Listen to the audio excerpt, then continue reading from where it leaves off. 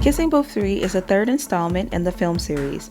This installment follows Elle, Noah, Lee, and Rachel as their high school career has come to a close, and the only thing that they have left before college is their summer vacation. The conflicts of the third movie involve the relationships of Elle and Noah, Lee and Rachel, and the Flynn's parents' decision to sell their summer beach house, which is full of our main characters' memories.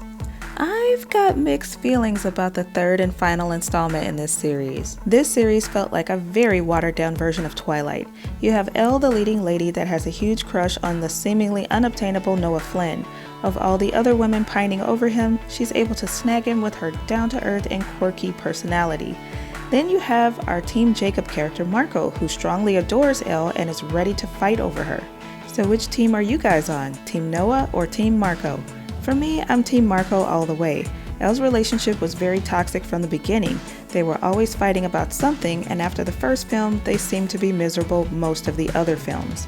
In the back of my head, I was always wondering why she wouldn't just walk away from the toxicity and go for a less toxic guy in Marco.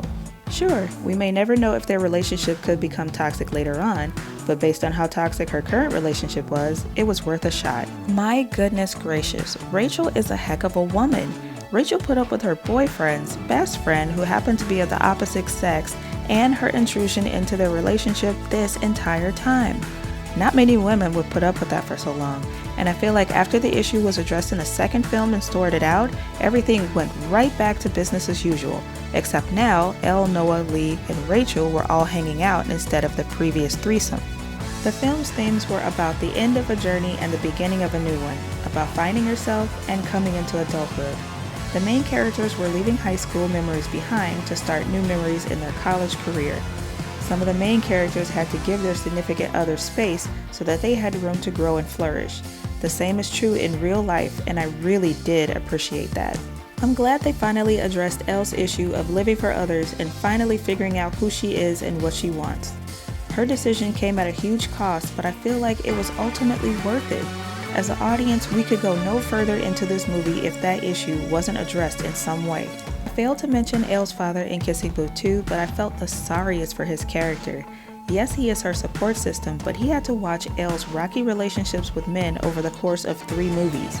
He could only interfere when Elle confided in him for advice, but Elle's father had to suffer through her tears, her happiness, her anger this entire time.